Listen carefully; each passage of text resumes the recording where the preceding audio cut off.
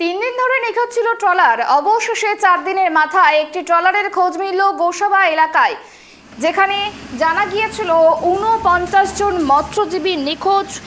সেখান থেকে একটি ট্রলারের খোঁজ মিলেছে গোসাবা এলাকায়। ট্রলার থেকে উদ্ধার করা হচ্ছে মৎস্যজীবীদের। কথা বলবো, টেলিফোন লাইনে রয়েছে প্রতিনিধি গোপাল। গোপাল, যে ট্রলারগুলি নিখোঁজ হয়ে গিয়েছিল, 49 জন মৎস্যজীবী নিখোঁজ ছিল, তার মধ্যে একটি ট্রলারের খোঁজ মিলেছে গোসাবা এলাকায়। কি জানা যাচ্ছে, কতজন মৎস্যজীবীকে উদ্ধার করা সম্ভব হয়েছে?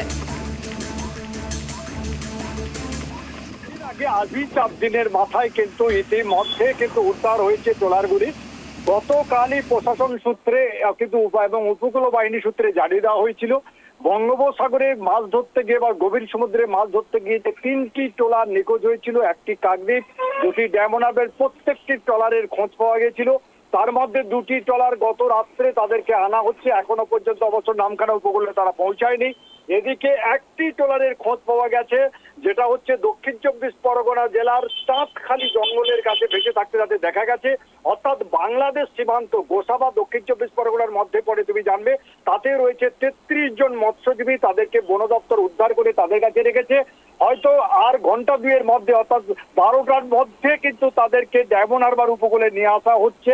এবং ইতিমধ্যে বলতে পারো দক্ষিণ 24 পরগনা যেটা একটা কান্নার রোল উঠেছিল, যে মৎস্যজীবীদের পরিবারে হাহাকার দেখা দিয়েছিল। তাদের পরিবারে বাবা ভাই তারা সবাই নিখোঁজ হতে হয়েছে।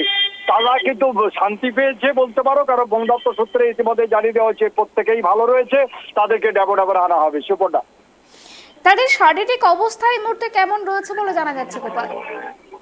যে 33 জন গোসাবা এলাকায় বন দপ্তর করছে, তাদেরকে রাত্রে ডাক্তার মানে দেখানো হয়। পরবর্তীকালে আজকে সকালে যখন তাদেরকে ক্যাম্পে তোলা হয়, তখন তাদের ডাক্তার ডেকে চেক আপ করা হয়েছে। এবং সেই চেক আপের পর তাদেরকে আজকের কিন্তু ফিরিয়ে দেওয়া হবে ডায়মন্ড হারবারের উদ্দেশ্যে। তার জন্য উপকূল বাহিনীর যে স্পিড বোট রয়েছে এবং ক্রুজ রয়েছে, সেই ক্রুজের সাহায্য নেওয়া হচ্ছে বলে জানা গিয়েছে। সুপর্ণা, বেশ, অনেক ধন্যবাদ আমাদের সঙ্গে থাকার জন্য।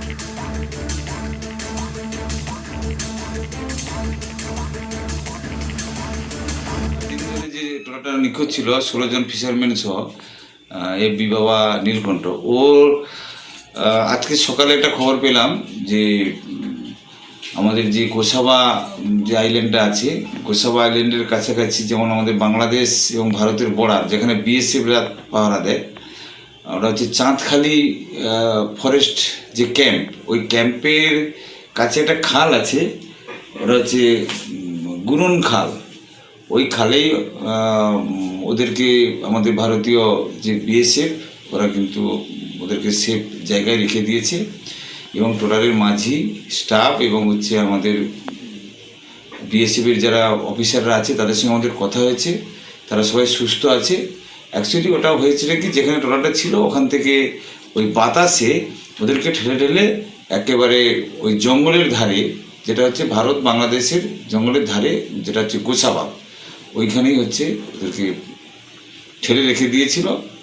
তো বিএসএফ এবং তাদের চোখে পড়তে তারা সেফ জোনে ওখানে